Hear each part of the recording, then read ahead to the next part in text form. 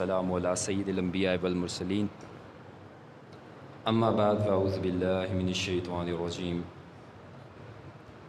क़ालल्लाहु तआला फ़िल क़ुरानिल मजीद युसब्बिहु लिल्लाहि मा फ़िस समावाति वल अर्ज़ व हुवस समीउल अलीम सुब्हानल्लाहि वल्हम्दुलिल्लाहि व ला इलाहा इल्लल्लाहु वल्लाहु अकबर व क़ालल्लाहु तआला फ़ी शानि हबीबिही इन्नल्लाह व मलाइकतहु युसल्लूना अलन नबी या अय्युहल्लज़ीना आमनु सल्लु अलैहि व सल्लिमु तस्लीमा अस्सलातु वस्सलामु अलैका या सय्यदी या रसूलल्लाह व अला आलिका व अस्हाबिका या नबी अल्लाह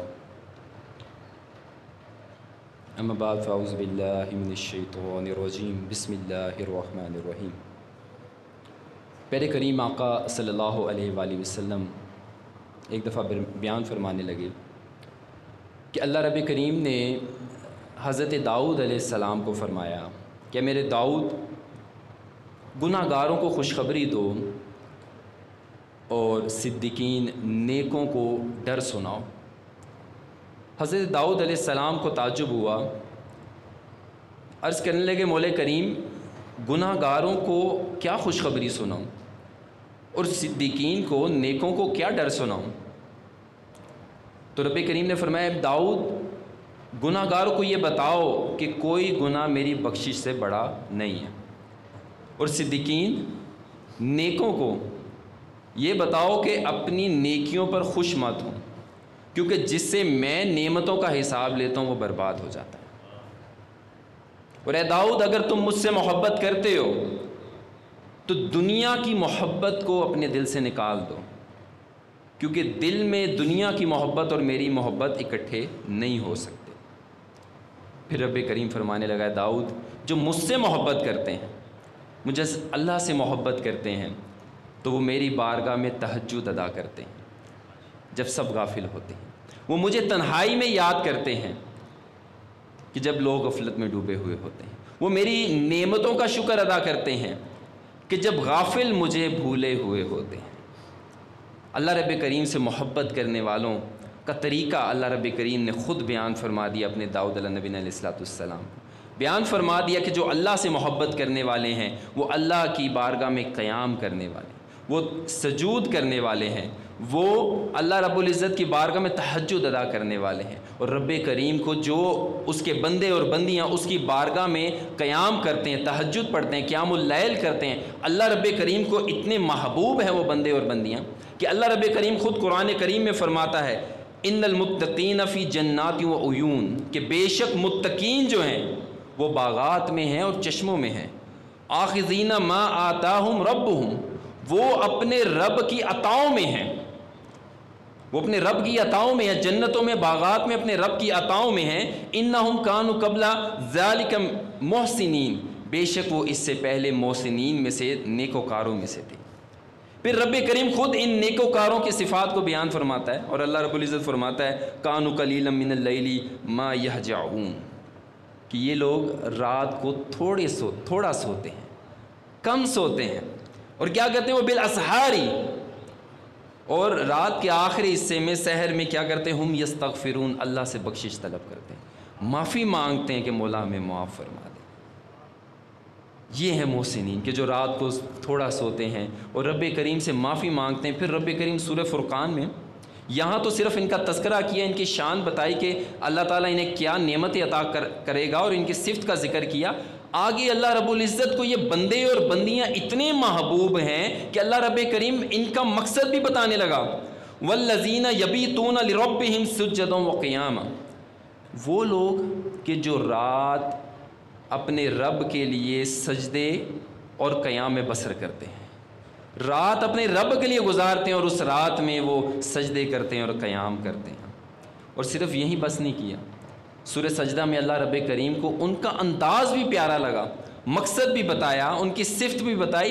अब अल्लाह रब करीम उनका अंदाज़ भी बताता है कि मेरे बंदे और बंदियों का अंदाज़ भी मुझे जो मेरी बारगाह में क़याम करने वाले हैं, सजूद करने वाले हैं रात के आखिरी पहर में, तो कहने लगा ततजाफ़ा जुनूबहुम अनिल मदाजिम, ये वो बंदे और बंदियां हैं کہ جو خواب گاہوں سے اپنی کروٹیں جدا رکھتے ہیں کہ جب لوگ راحت لے رہے ہوتے ہیں، آرام کر رہے ہوتے ہیں، تو یہ اللہ کے بندے اور بندیاں، اس کے محبوب بندے اور بندیاں کیا کرتے ہیں؟ اپنی کروٹوں کو خواب گاہوں سے، اپنے بستروں سے جدا رکھتے ہیں اور اپنے رب کی بارگاہ میں پیش ہو جاتے ہیں، اس کو یاد کرتے ہیں، اس کا ذکر کرتے ہیں، اس کی بارگاہ میں استغفار کرتے ہیں۔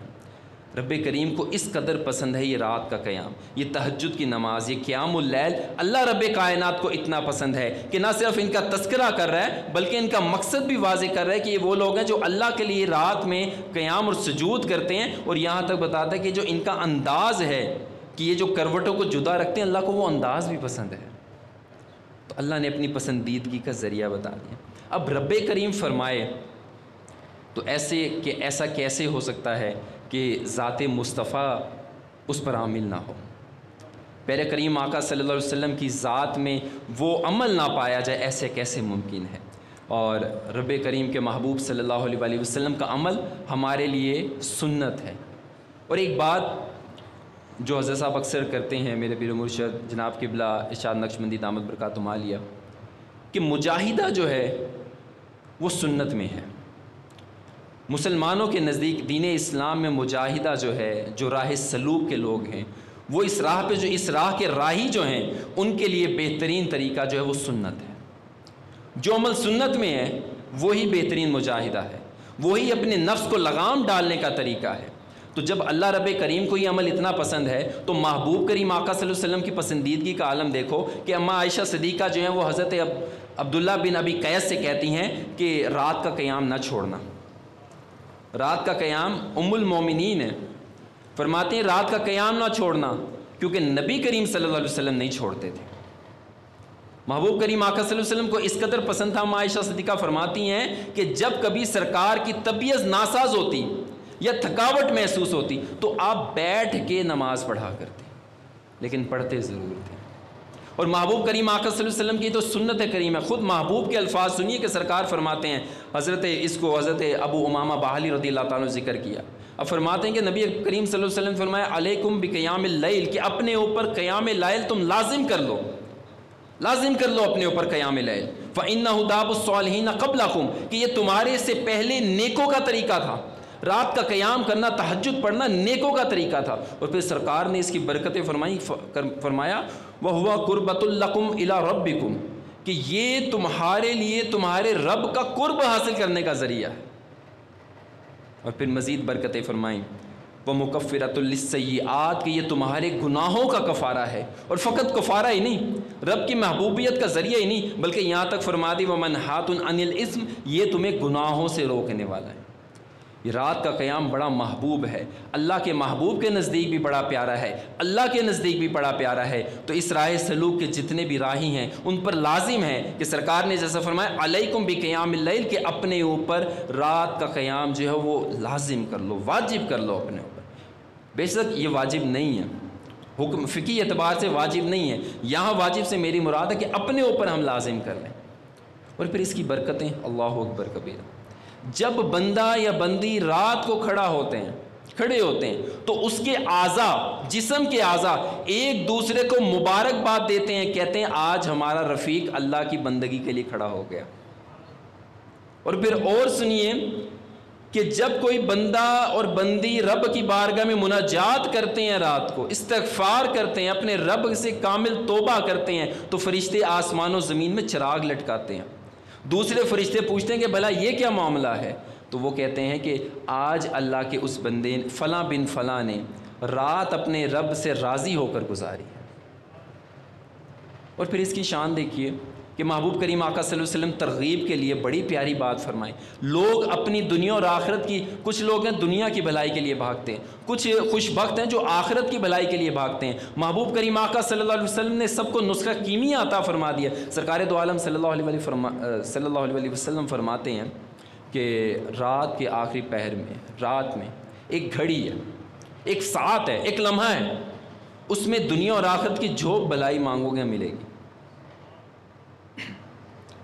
اور وہ گھڑی ہر رات ہوتی ہے، وہ ساتھ ہر رات ہوتی ہے۔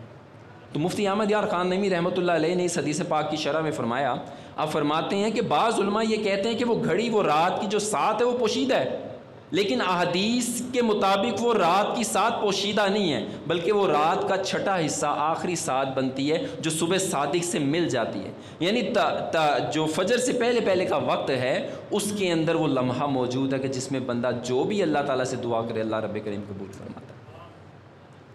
تو یہ بھی برکت ان کو ملی۔ اب یہ تو ہے دنیا کے معاملات، دنیا میں فرشتوں کی بھی شان دکھائی کہ فرشتے اس کو کیسے عزت کرتے ہیں، دنیا میں یہ بھی بتایا کہ رب کیسے عطا کرتا ہے، اخروی شان بھی سرکار نے بیان کر دی کہ میرے وہ غلام کے جو راتوں کا قیام کرنے والے ہیں، جو تہجد ادا کرنے والے ہیں، تو محبوب کریم آقا صلی اللہ علیہ وسلم نے ان کی اخروی شان بھی بیان کروا دی، کیونکہ یاد رکھیے کہ ہمارے نزدیک تو اصل شان وہی ہے۔ دنیا میں تو ہر ایک کو شان مل جاتی ہے، شوکت مل جاتی ہے، چاہے مسلمان ہو، یہودی ہو، کافر ہو، قادیانی ہو، جو مرضی ہو، دنیا میں لوگ اس کو شان و عظمتیں دے دیتے ہیں جو دنیا کے پجاری ہیں، لیکن آخرت میں شان صرف اسی کو مل گی جو محبوب کا غلام ہے۔ تو محبوب کے غلاموں کا تذکرہ کرتے ہوئے محبوب کریم آقا صلی اللہ علیہ وسلم خود فرماتے ہیں کہ میدان محشر سجا ہوگا، نفس نفسی کا عالم ہوگا، گھبراہٹ ہوگی۔ تو محبوب کریم آقا صلی اللہ علیہ وسلم فرماتے ہیں کہ اس وقت جو ہے وہ ایک منادی ندا کرے گا کہ کہاں ہے راتوں کا قیام کرنے والے۔ یار اس کو ڈسٹرب ہو رہا ہوں میں بول رہا تھا، تو کہاں ہے وہ راتوں کا قیام کرنے والے؟ تو وہ کھڑے ہوں گے اور کہا جائے گا کہ انہیں جنت کا اذن دے دیا جائے گا، بغیر حساب کتاب جنت میں چلے جائیں۔ پھر اس کے بعد حساب شروع ہوگا۔ اور میں نے پہلے ایک روایت ذکر کی تھی نا کہ محبوب کریم آقا صلی اللہ علیہ وسلم نے فرمایا کہ جب اللہ تعالیٰ فرماتا کہ جس بندے سے میں نعمتوں کا حساب لوں گا تو وہ برباد ہے، تو ان خوش بختوں کا یہ عالم ہوگا جو راتوں کا قیام کرنے والے، ان کی اخروی طور پہ ان کو شان و عظمت سے یہ نوازا جائے گا کہ اللہ رب کریم ان کو بغیر حساب کتاب جنت میں بھیج دے گا۔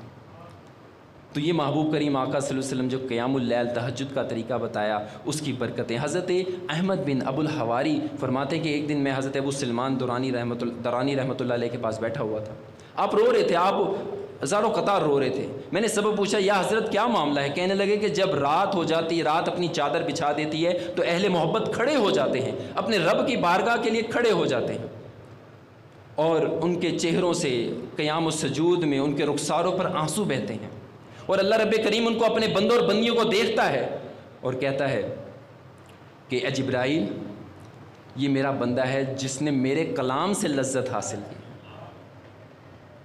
جس نے میرے کلام سے لذت حاصل کی، میں اس کو سن رہا ہوں، میں اس کو دیکھ رہا ہوں۔ اور پھر جب وہ آہوزاری کرتا ہے تو رب کریم فرماتا ہے جبرائیل اس سے پوچھو کہ کیا کوئی دوست کیا کسی نے اس کو کہا ہے کہ کوئی دوست اپنے دوست کو جہنم میں داخل کرے گا؟ کہ جب میں نے تمہیں رات کو ٹھکانہ دیا آرام کے لیے تو کیا میں تمہیں جہنم میں داخل کروں گا؟ میری عزت کی قسم میں انہیں ایک تحفہ دوں گا، اللہ اکبر، میں انہیں ایک تحفہ دوں گا، میں ان پہ نظر کرم کروں گا اور میں انہیں اپنا دیدار کرواؤں گا۔ آج حضرت صاحب نے بڑی خوبصورت بات لگائی تھی جنت کی نعمتوں کے بارے میں۔ تو بہت سی نعمتیں ہوں گی، لیکن جنت کی، دنیا کی ہر طرح کی نعمتیں اس ایک نعمت کے سامنے کچھ بھی نہیں، کہ رب کریم اپنا دیدار کروائے گا۔ تو رب کریم فرماتا ہے، رب کریم جو ہے اپنا دیدار کروائے گا۔ حضرت سلیمان درانی مزید فرماتے ہیں، کہتے ہیں میں نے آسمانی کتاب میں پڑھا ہے کہ رب کریم فرماتا ہے کہ جو بندہ میرے لیے تکلیف اٹھاتا ہے اور میری رضا حاصل کرنے کے لیے کوشش کرتا ہے، میں اس کو دیکھ رہا ہوں۔ اللہ اکبر، کتنی بڑی بات ہے۔ اللہ تعالیٰ فرماتا ہے کہ میں اس کو دیکھ رہا ہوں۔ پھر اس بندے کا عالم کیا ہوگا کہ جس نے میرے جوار رحمت میں پناہ لے لی، جو میری جنت کا مکین ہوا۔ اور اہل عمل سے کہہ دو کہ جو اپنے محبوب کی رضا حاصل کرنے کے لیے کوشش کرتے ہیں کہ ان کو ان کا اجر ملے گا۔ بھلا میں اللہ کیا ان کے عمل ضائع کر دوں گا؟ ارے میں تو وہ ہوں کہ جو اپنے دوستوں پر جود و کرم کرنے والا ہے، میں تو وہ ہوں کہ جو گناہ گاروں کی توبہ کو قبول کرنے والا اور ان پر سب سے بڑھ کر رحمت کرنے والا۔ تو میرے دوستوں، میرے بھائیوں اور پردے میں بیٹھ کے سننے والی ماؤں بہنوں، یہ ہے تہجد، یہ ہے قیام اللیل۔ یہاں پہ محبوب کریم آقا صلی اللہ علیہ وسلم کی ایک بڑی خوبصورت بات، نصیحت امیز بات آپ کے سامنے ذکر کرتا ہوں کہ محبوب نے فرمایا نیکی کبھی پرانی نہیں ہوگی، گناہ کبھی بھلایا نہیں جائے گا، اور جزا دینے والا غافل نہیں ہوگا۔ تو جو چاہو کرو، جیسا کرو گے ویسا بھرو گے۔ حضرت عبداللہ بن مسعود فرماتے ہیں کہ نبی کریم صلی اللہ علیہ وسلم نے فرمایا کہ بندہ مومن کا اللہ کے خوف سے جو آنسو نکلتا ہے وہ 1 سال کی عبادت سے بہتر ہے۔ اور دنیا کی تمام نعمتوں سے بہتر ہے، اور دنیا کی تمام نعمتوں سے بہتر ہے۔ اور پھر جو بندہ اللہ رب العزت کی شان میں غور و فکر کرتا ہے وہ 60 روزوں سے اور 60 رات کی عبادت سے افضل ہے۔ اور ایک منادی ندا کرتا ہے 40 سال والوں فصل کاٹنے کو تیار ہو جاؤ، اے 50 سال والوں حساب کے لیے تیار ہو جاؤ، اے 60 سال والوں کیا چھوڑا، کیا آگے بھیجا، کیا چھوڑا، اے 70 سال والوں تم کس کے انتظار میں ہو؟ اور پھر وہ فرشتہ کہتا ہے کہ کاش مخلوق کو پیدا نہ کیا جاتا، اگر پیدا کر دیا گیا تو ان کو اپنے مقصد حیات کا علم ہوتا اور یہ اپنے مقصد حیات کے مطابق عمل کرتے۔ خبردار قیامت آنے والی ہے، ہوشیار ہو جاؤ۔ اللہ اکبر کبیر۔ اور اللہ رب کریم فرماتا ہے، ایک آسمانی کتاب میں موجود ہے، رب کریم فرماتا ہے کہ بندے تو کتنا مجبور ہے، تو جب مجھ سے مانگتا ہے میں تجھے نہیں دیتا، میں منع کر دیتا ہوں کیونکہ میں بہتر جانتا ہوں تیرے لیے کیا ہے کیا نہیں۔ پھر تو مجھ سے آہوزاری کرتا ہے، سوال کرتا ہے، میں تیرے سوال کے سبب تجھے عطا کر دیتا ہوں، اور تو اسی نعمت کو میری نافرمانی کے لیے اسی نعمت سے مدد حاصل کرتا ہے، اور میں تجھے ذلیل و خوار کر دیتا ہوں۔ میں تجھ پہ کتنی نعمتیں کرتا ہوں اور تو میری کتنی نافرمانی کرتا ہے۔ بس ایسا نہ ہو جائے کہ میں ایسا ناراض ہو جاؤں کہ پھر دوبارہ راضی نہ ہوں۔ اللہ اکبر، اللہ کی پناہ۔ حضرت عبداللہ بن مبارک کہتے ہیں کہ ہمارے علاقے میں ایک بندہ مرنے والا تھا، میں اس کے گھر گیا تو وہ بندہ جو ہے بڑی پریشانی کے عالم میں، سانس پھول رہا ہے، گرم گرم آہیں بھر رہا ہے اور پریشان ہے، پسینہ چھوٹ رہا ہے۔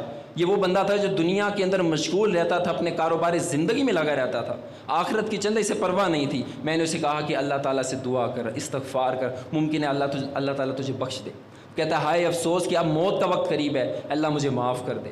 اب فرماتے ہیں کہ اس کے گھر کے کونے سے غیبی آواز آئی اور وہ آواز کہتی ہے کہ ہم نے تجھے کتنی دفعہ امان دی لیکن تو بہت بڑا دھوکے باز ہے۔ اللہ کی پناہ، اللہ تعالیٰ ہمیں ایسے وقت سے بچائے۔ حضرت حسن بصری فرماتے ہیں کہ اے ابن آدم، تیری ایک دنیاوی زندگی ہے، ایک اخروی زندگی ہے، دنیاوی زندگی کو اخروی زندگی پر ترجیح مت دے، کیونکہ میں نے بہت سے ایسے لوگوں کو دیکھا کہ جنہوں نے دنیاوی زندگی کو اخروی زندگی پہ ترجیح دی اور وہ برباد اور ہلاک ہو گئے۔ اور آخری بات کہ محبوب کریم آقا صلی اللہ علیہ وآلہ وسلم نے بندگی کے بارے میں، عبادت گزاروں کے بارے میں فرمایا۔ محبوب فرماتے ہیں کہ برا غلام نہ بننا، کہ جب خوف زدہ ہوتا ہے تب حکم مانتا ہے۔ برا غلام مت بننا کہ جب خوف زدہ ہوتا ہے تب حکم مانتا ہے، اور برا مزدور بھی نہ بننا کہ جب اچھی اجرت ملے، زیادہ اجرت ملے تو کام کرتا وگرنہ نہیں کرتا۔ محبوب نے فرمایا کہ نہ برا غلام بننا، نہ برا مزدور بننا، اللہ رب العزت کے شاکر بندے بننا، اللہ رب العزت کا شکر ادا کرنے والا۔ کیا تم بڑی اجرت کے انتظار میں بیٹھے ہو؟ کیا تم اس خوف کے انتظار میں بیٹھے ہو کہ تمہارے اوپر عذاب نازل ہوگا تو عمل کرو گے؟ کیا تمہیں آ کے جنت کی نعمتیں دنیا میں مل جائیں تو آپ اور میں عمل کریں گے؟ ارے ہم کہتے ہیں کہ محبوب کریم آقا صلی اللہ علیہ وسلم جو ہیں وہ غیب کا علم بھی رکھتے ہیں، ہمارا تو اتنا بڑا دعویٰ ہے، تو کیا ہم یہ مانتے بھی ہیں؟